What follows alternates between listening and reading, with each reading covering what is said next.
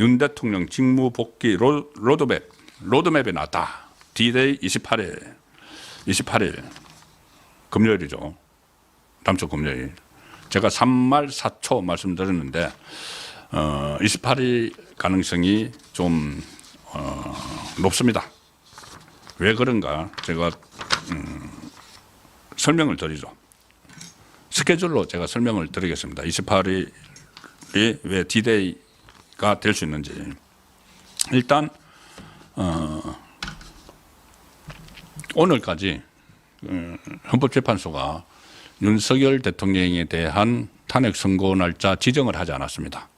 탄핵 날짜 선고를 한 3일 전에는 반드시 지정을 해야 됩니다. 왜 그러냐 하면은 한때 뭐 아무것도 모르는 좌파 그 패널들이 나와가지고 이거 그냥 선고 날짜를 오늘 오전에 지정을 하고 오후에 해버릴 수도 있어. 왜냐하면은 이 광장의 갈등이 심하기 때문에 뜸들이지 않고 바로 해칠 수 있어. 오늘 해서 내일 할 수도 있어. 하지만 그게 안 됩니다. 왜 안 되느냐 하면은 지금 경찰이 이 탄핵 선고 날짜가 잡히면은 충돌을 막기 위해서 여러 가지 조치를 취해야 됩니다. 행정 조치도 취하고 어떤 뭐 집회 금지 조치도 취하고 뭐 반경 뭐 반경 뭐 100m를 뭐 진공 상태로 만든다 이런 것도 이야기가 나오죠. 어떤 식당에 그 같은데 영업 같은 것도 좀 자제를 하도록 하고 무엇보다 학교 휴교를 그 한다 이런 게 있기 때문에 바로 적극적으로 못하죠. 한 3일 전에는 선고일을 지정을 해야지 그런 조치들이 취해집니다. 그런데 오늘까지 이 선고일 지정을 하지 않았기 때문에 월요일에는 할 수가 없죠. 월요일에는 이 한덕수 탄핵 선고가 있으니까는 지금 같은 날 탄핵 안 하기로 했지 않습니까? 선고를 안 하기로 했죠. 그러니까 월요일은 이제 월요일이 24일인데 월요일 지나갑니다. 자, 지나갑니다. 그러면은 화요일은 지금 말씀드린 대로 오늘까지 일정 통과가 없죠. 주말에 일정 통과가 있을 수가 없죠. 그래서 월요일 날 만약에 일정을 그 지정을 해서 통과를 해도 화요일 날 할 수는 없는 거죠. 말씀드린 대로 학교 그 등교 같은 것도 이렇게 그 제한을 해야 되고 하기 때문에 그거를 하루 전에 할 수는 없는 겁니다. 그리고 이 다른 행정 조치들을 취하기 위해서 그러면 이제 화요일 안 되는 거죠. 그러면 수요일 26일 수요일이 이재명의 2심 선고 날입니다. 2심 선고 날에 설마 그거 같이 하진 않겠죠. 그리고 더 큰 이유가 있습니다. 26일 수요일에 선고 못하는 이유가 그날이 전국 고등학교 3학년 학생들 동시 모의고사가 있습니다. 동시 모의고사. 학생들 모의고사 하는데 만약 그날 선고를 해서 이 양쪽이 부딪히고 저기 헌법재판소 주변에 저 고등학교들이 몇 개가 있습니다. 학교가 몇 개가 있죠. 고등학교뿐이 아니고. 그러면은 모의고사를 하는데 그렇게 할 수가 없죠. 더구나 모의고사 그러니까 제가 조금 전에 말씀드렸다시피 선고를 하려면은 그 일대 학교를 휴교를 시키겠다는 이야기죠. 휴교나 아니면 단축 수업을 해서 학생들이 피해를 받지 않도록 이 양쪽이 충돌을 하는 과정에서 그런데 모의고사라는데 휴교를 할 수가 없죠. 그러니까 수요일은 안 되는 겁니다. 수요일 안 되는 겁니다.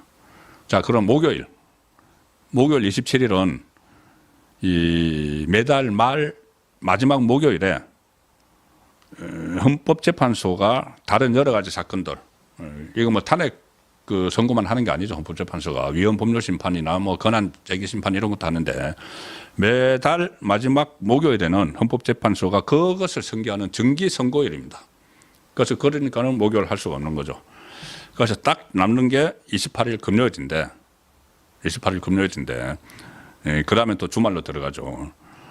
그래서 28일 금요일쯤에 윤석열 대통령에 대한 탄핵 선고가 유력한 것 아니냐는 그 이야기입니다. 그리고 그러면 4월 초순에 넘어가는 것 어떤가? 4월 초순. 제가 3말 4초에서 4월 초순 이야기도 했는데 그 가능성이 없지는 않는데 또 4월 2일 되면은 또 재보선 같은 것도 있습니다. 재보선이 있고 무엇보다도 4월 18일 날 이미선, 문영배 이미선 두 사람이 임기가 끝나서 나가죠. 그러면은 그 전에 하는데 임기 끝나기 뭐 하루 이틀 전에 할 수는 없겠죠. 그래서 이 4월 초순도 어렵다 해서 결국 나오는 것이 28일 금요일이다. 자, 이런 날짜가 거의 이제 그쪽으로 좀 잡히는 쪽으로 분석이 나옵니다. 그리고 말씀드린 대로 이제 선거 날짜도 중요하지만은 어떻게 될 것이냐. 그 전에는 뭐 인용, 뭐 8대0 이야기도 나오고 좌파에서 그렇게 막 선전을 했지만은 지금은 굉장히 유리해진 게 있습니다. 뭐냐 하면은 인용이냐 기각이냐 이것만 가지고 계속 다퉜죠. 그러니까 뭐 이진숙 방통위원장의 경우를 봐서 기각판 4명, 인용판 4명 이렇게 하면은 기각되죠. 그대로 가면 기각되는데 아니야. 그 중에서 김형두 기각파 이진숙 방통위원장은 기각을 주장을 했던 김형두 조금 전에 제가 말씀드린 중도파가 이쪽으로 가면은 그러면은 그 5대3이 되고 5대3이 되는데 그 또 세 사람 중에서 한 명이 움직이거나 아니면 마흔역을 투입하거나 하면 6명이 되니까 이게 기각이냐 인용이냐 그 인용될 수도 있지 않을까 그런 이야기하고 심지어 오늘 한 언론은 이 마흔역을 집중적으로 긴급하게 꼭 투입해야 될 이유를 이렇게 표현을 했습니다. 뭐냐면 지금 현재가 5.5 대 2.5다.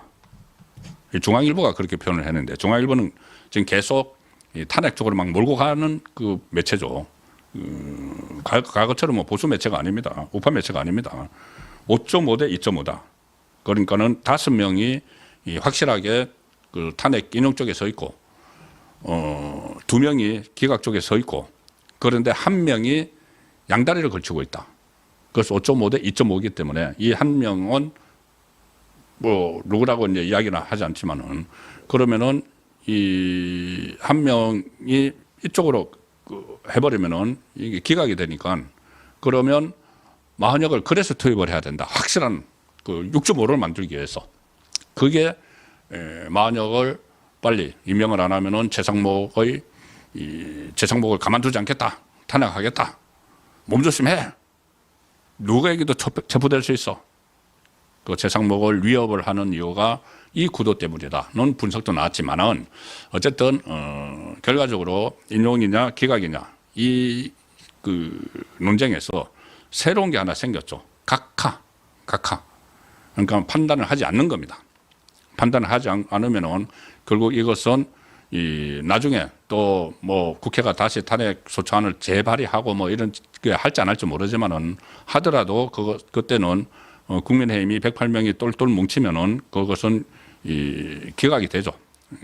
그러니까 탄핵 소추안이 기각이 돼서 헌재를 안 넘어갑니다. 그래서 어쨌든 이제 각하 가능성이 높아졌는데 각하라는 새로운 옵션이 생긴 거죠. 각하와 기각이 거의 같은 효과를 내는데 각하는 약간의 잔불은 남아 있지만은 각하라는 새로운 옵션이 생겼습니다. 이 옵션을 만들어준 사람이 바로 지기현 부장판사죠. 법원에서 절차적 정당성 문제를 화두로 던졌기 때문에 이런 각하가 옵션이 생겼습니다. 그렇게 되니까 어떤 상황이 나타나냐 하면은 자, 제가 여론조사 2개를 하나 소개를 드리죠. 이 여론조사는 지금 제가 최근에 그런 말씀을 드린 적이 있습니다. 갑자기 이 윤석열 대통령에 대한 호의적인 여론이 높아지고 또 구속 취소가 되고 상황이 변하니까는 일부 여론조사 회사가 이상한 결과들을 내놓고 있다는 말씀을 드렸는데 오늘 여론조사 하나가 나왔는데 뭐냐면은 NBS 조사라고 있습니다. NBS 조사. 4개 여론조사 회사가 공동으로 해서 2주에 한 번씩 조사를 하는데 거기 보면은 갑자기 윤석열 대통령 탄핵이 인용돼야 한다는 응답이 60%다. 60%다. 인용돼야 한다는 응답이 갑자기 60%인데 이게 한 주 전에 했네요. 2주가 아니고 한 주 전보다 5%포인트가 상승을 했다. 한 주 전에는 55%가 인용해야 된다는 응답이 나왔는데 갑자기 5%포인트가 상승을 했다. 자, 이렇게 그 결과라고 내놨습니다. 이게 상당히 미심쩍은 결과인데 이제 탄핵이냐 인용이냐 이렇게 된 거죠. 그런데 제가 말씀드린 대로 각하라는 변수를 넣으면은 이게 다른 결과가 나옵니다.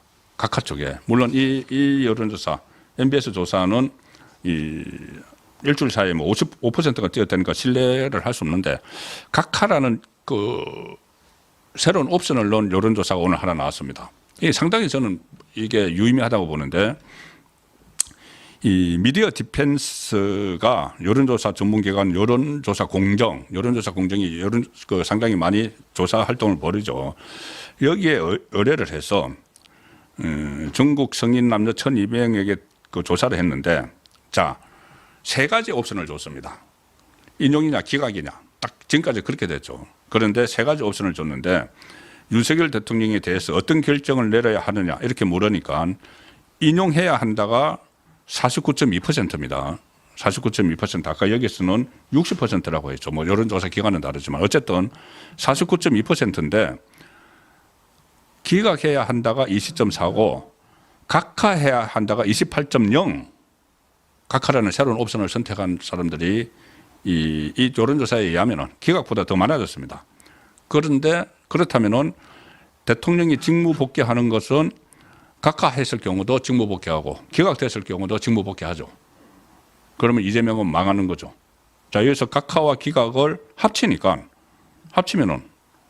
48.4%가 나오는 겁니다. 합치면 48.4. 그러니까 직무 복귀 시켜야 된다는 게 48.4. 거의 절반 가깝죠. 파면해야 된다가 49.2. 거의 비슷합니다.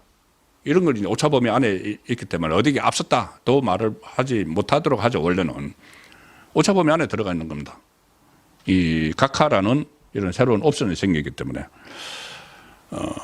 그리고 또 여기서도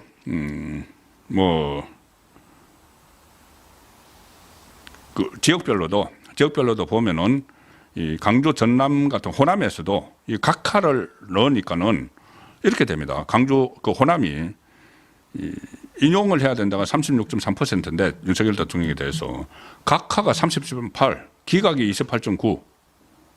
그러니까는 직무 복귀가 되는 각하와 기각 인용이 호남에서 59.7, 거의 60%에 다른다. 그러니까 이게 이 각하라는 것이 어떻게 보면은 중도 진영에서 많이 선택을 한다는 생각이 듭니다. 왜냐하면은 인용을 하거나 기각을 하면은 또 충돌이 발생을 할 수밖에 없기 때문에 각하라는 새로운 옵션 그리고 이것이 윤석열 대통령이 직무 복귀하는 데는 뭐 기각이나 같은 효과를 내기 때문에 제가 날짜는 한 28일 꼭 일주일 후죠. 일주일 후가 유력하고 그 내용은 각하 또는 기각을 해서 윤석열 대통령이 이 직무에 복귀하는 그런 상황이 지금 충분히 예상이 되고 있기 때문에 그 로드맵을 오늘 설명을 드렸습니다.